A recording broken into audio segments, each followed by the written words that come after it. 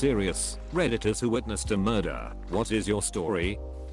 Recently playing some ball with my friends at the local court. Middle of THR game we hear a couple of bangs, which we jokingly said oh no somebody is shooting.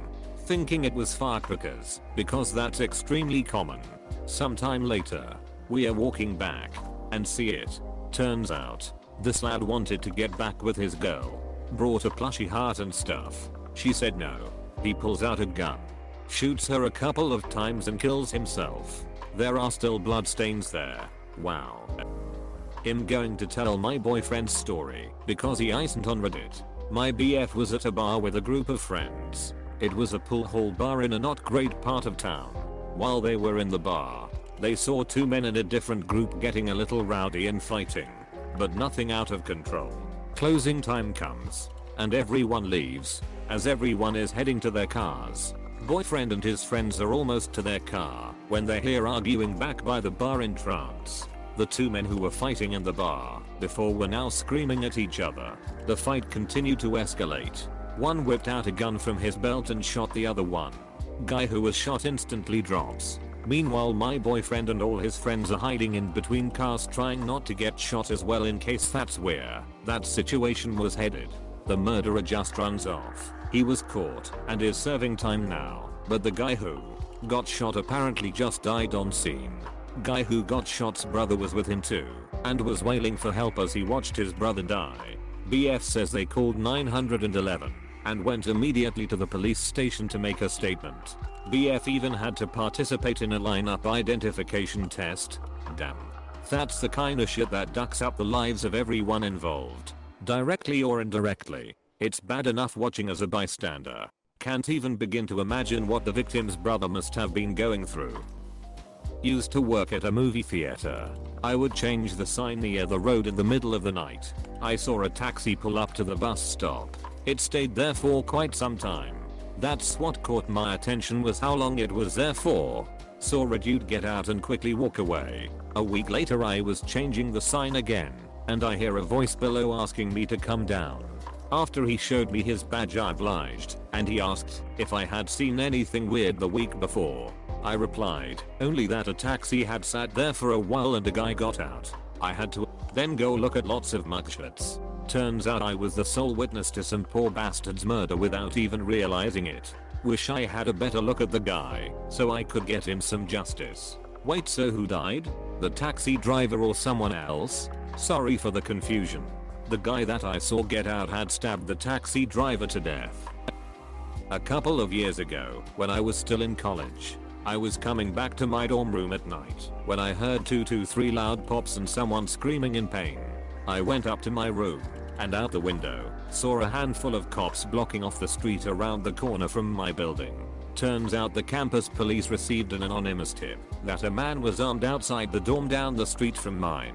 When they arrived, the man took out a knife and charged one of the officers. He ignored the officer's warnings, so the officer ended up shooting him. They took him to the hospital, but he died on the way there. It was later found out that the anonymous tip actually came from the man, who was actually a student. It was declared a suicide by police. I think that's what it's called. So technically not murder, but it led to some pretty terrible events in the week that followed, before the official report came out. Similar thing happened at my college. My buddy and I were driving back to the dorms after work, and cops had the road blocked off.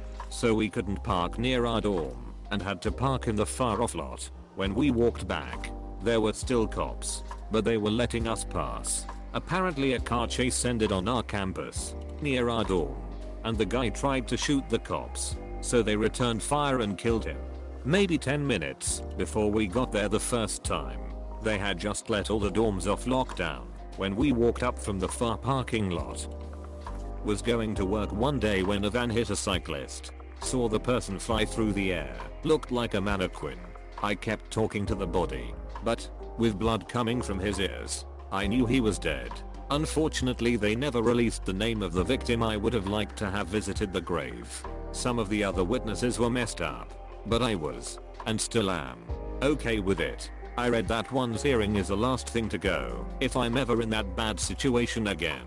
I will talk more conversationally. My brother died in a motorcycle accident and someone who saw it apparently held him until the ambulance arrived. I can't imagine how hard that must have been for her, but I'm forever grateful. I regret not telling her so, but I was a teenager and pretty messed up about it for a long while. Thank you for what you did. I've sworn to myself to do the same if the situation arises. Even though I think it would torture me, I hope I would be brave enough, but I truly hope to never have the chance to find out. Saw my friend get shot in the head and died a few minutes later during a crossfire between her oldest brother and the police. Was very heartbreaking. I still miss her 22 years later. We were playing on a field next to her house and her brother was watching us. He pulled a gun out, started shooting as soon as he saw the police. I'm so sorry.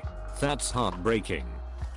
I saw a few in Mexico. The most memorable one was the first one I saw while I lived there. I was cleaning out a house with some buddies of mine. A guy was walking down the block.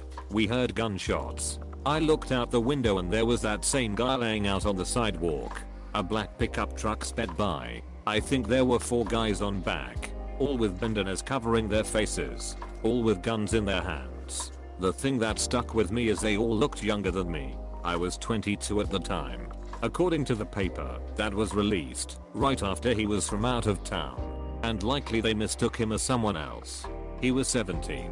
His blood was left on the streets for days. One of my friends said he heard 14 shots, but I only heard 6.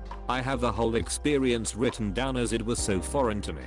This was in Altamirano. I used to stay up late at night trying to think of what kind of life would lead those guys to do a drive-by like that. I also wonder about that 17-year-old. I'm sure he had family visiting there.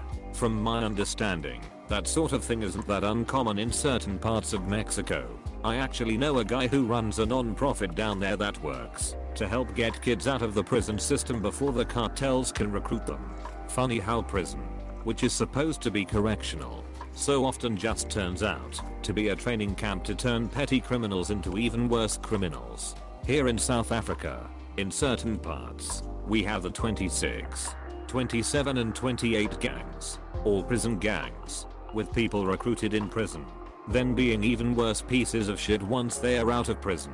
The thing that boggles my mind about this kind of thing is that it is such an obvious problem, and yet no one in a position of power talks about it or lifts a finger to change any of it. Actually makes me suspect that bigwig cops are in on it and reaping some sort of benefit from it. When I was 6, my family went to see Sesame Street on Ice downtown. When we were leaving, a little girl my age was struck by a van and dragged across the parking lot. I remember the mother jumping on the windshield screaming at the driver while the van was still moving. My mom was a nurse and was helping until the ambulance arrived, but she was already dead. I can still remember the screams and lifeless body of that little girl. This was over 30 years ago. That's so horrific. I'm so sorry you had to see that. So sad for the family. I was 16 driving down the highway in the passenger seat of my mom's car about 3:30 p.m. Traffic came to a complete halt and we were in the right-hand lane. So as we're creeping along, a semi-truck appears on the shoulder of the highway. Door swung wide open.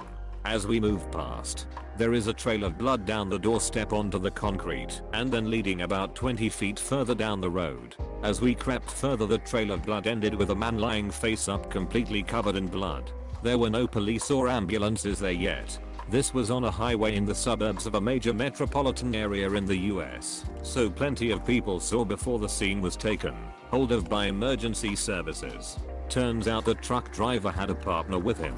They got into an argument and the passenger stabbed the driver like a dozen times and then escaped. The murderer was caught about an hour and a half away, 1 state over. 2 days later, I have to imagine that I was about 5 minutes behind the truck pulling over because the police can be in that spot in about 30 seconds. Being in the passenger seat in the right lane of the highway, I was about 10 feet from the body. Haunting image. That's pretty horrifying. I was around 8 to 9 years old and we were in a vacation village. While we were doing checkout with my family, my father was at the desk. While we were waiting at the lobby couches, an argument broke out between 2 guys who were at the lobby bar. I actually don't know what it was about. because it was in another language. One of the guys grabbed a bottle, smashed it, and attacked the other one. Hit him in the neck. That guy fell on the floor, and there were blood all over the place. My mother closed my eyes after that, and took us out, while other people get involved. Years later I've learned that guy lost his life. I saw one guy try to dramatically break a beer bottle at a bar during a fight. He smashed it on the table, and instead of the end breaking off like in the movies, it broke down the middle and slashed his hand to hell. Blood was gushing. In the parking lot of a strip mall in Washington State, a guy walked into a jewelry store and did an armed robbery. Plainclothes security guard waited until the robber exited and shot the robber in the back. I was in a car and I didn't hear the shot, but I did see him fall and some shoppers gathering around his body. We drove by slowly to see if help was needed. When I saw how fast the pool of blood was spreading, I pretty much knew he would not survive. Was walking home one day and saw a couple arguing. The dude started walking off away from the girlfriend's car, and apparently she was not happy with that. She proceeded to get in the car and wait about 5 minutes till he was way off down the sidewalk. I was walking on the opposite side of the road as him, and all of a sudden I see a blur and he goes flying like a rocket. She must have been going at least 60 miles per hour. He flew through the air and hit a tree. Died instantly. The lady then screamed out the window at his body and drives away. There was blood smeared all over the crumpled hood, and I'll never forget the sight of his contorted body at the base of the tree, almost folded in half. I had to talk to the police, and within the hour they caught her at a car wash, trying to clean the blood and chunks off the hood and grill of her car. I was 16 at the time. For those of you concerned, thank you. I actually did have to see a therapist for a few months after. I'm doing very well right now. However, I don't think I'll ever fully get over it. It's one of those things that always sticks with you. Was at a bar. Couple guys got into an argument. The whole thing subsides. Then a few hours later one of them leaves. As the guy's leaving, the other guy he was arguing with earlier runs outside and punches him in the back of the head, killing him instantly. Only other time I've seen someone die was on the highway. Not murder here. Guy jumped off a bridge I was driving under. Had a rope tied off and hanged himself. Got smashed by a truck before he died though. Caused a really big mess. Hell, maybe the rope broke his neck before getting plowed into. IDK. A drunk man was pushed down some stairs by the bouncer. Unfortunately, the drunk man was unable to catch himself and instead spun around and landed on the pavement with the back of his head making first contact. He was aloof for a little while, but quickly succumbed to his wound and arrested on the pavement.